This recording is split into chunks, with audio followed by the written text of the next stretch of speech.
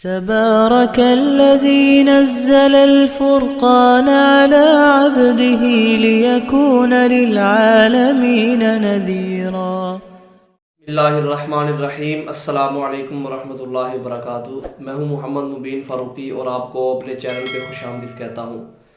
تو احباب کرام، ہماری جس موضوع پہ گفتگو چل رہی تھی وہ موضوع ہے کہ بھولا ہوا قرآن پاک کیسے یاد کریں۔ حفظ کیا تھا تو غفلت کی وجہ سے یا کسی عارضے کی وجہ سے بندہ قرآن پاک بھول گیا تو کس طرح یاد کرے۔ تو اس کے متعلق میں نے ضروری جو چند بنیادی باتیں ہیں وہ آپ کی خدمت میں گزشتہ ویڈیو کے اندر عرض کی تھیں، جو کل ہم نے ویڈیو اپلوڈ کی ہے۔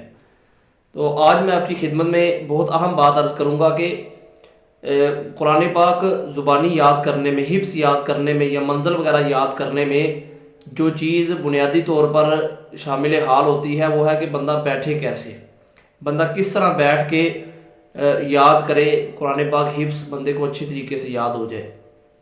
وہ یہ ہے، ویسے تو جس طرح بندے کو سہولت ہو بندہ اسی طرح بیٹھتا ہے، صوفے پہ بیٹھ جائے یا کسی چارپائی پہ یا نیچے قلین پہ بیٹھ جائے، جس طرح بھی صورت ہو اسی طرح بیٹھ کے اپنے اپنے انداز سے ہر کوئی سبق یاد کرتا ہے۔ لیکن جو ہمارے اور ہمارے اساتذہ کے مجربات میں سے جو طریقہ ہے بیٹھنے کا، کہ جس طرح عام حفظ کی کلاس کے اندر طالب علم بیٹھتے ہیں کہ ایک ٹانگ نیچے بچھا لیتے ہیں، اس کے اوپر پاؤں کے اوپر بیٹھ جاتے ہیں اور دوسرا پاؤں کھڑا کر دیتے ہیں اور ہل کر سبق یاد کرتے ہیں۔ تو اس طریقے کے متعلق بھی ہمارے اساتذہ کرام نے یہ بات فرمائی ہے کہ ایک تو یہ ہے کہ بندہ چستی کے ساتھ پڑھتا ہے، بندہ چستی کے ساتھ رہتا ہے۔ بندہ اگر چوکڑی مار کر بیٹھ جائے تو چونکہ اس وقت پرسکون طریقہ ہوتا ہے، پرسکون انداز میں وہ بیٹھ جاتا ہے تو دماغ چستی کی حالت میں نہیں ہوتا۔ اگر بندہ ایک پاؤں بچھا کر اس کے اوپر بیٹھ جائے، دوسرا کھڑا کر لے، کہ جو تصویر کے اندر آپ کو نظر بھی آ رہا ہے کہ اگر بندہ اسی طریقے سے بیٹھ جائے تو اس طریقے سے بندے کا ذہن بھی متوجہ رہتا ہے، ذہن بھی چست رہتا ہے۔ اور جب بندہ ہلتا رہتا ہے تو ذہن جو بندے کا دماغ ہے یہ بار بار جب ہلتا ہے تو یہ طبعی طور پر بھی بندہ جاگتا رہتا ہے اور سبق یاد کرنے میں بندے کو بڑی آسانی ہوتی ہے۔ تو یہ طریقہ میرا مشورہ یہ ہے کہ اس طریقے کو اختیار کیا جائے۔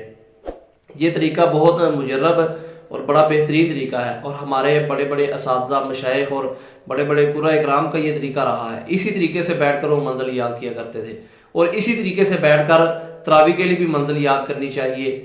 جب بھی بندے کو قرآن پاک کا کوئی سبق یاد کرنا ہے تو اسی طریقے سے بیٹھ کر یاد کرے، انشاءاللہ العزیز بہت جلدی سبق یاد ہو جائے گا۔ اللہ رب العزت بات سمجھنے کی توفیق عطا فرمائے، اللہ رب العزت آسانی پیدا فرمائے۔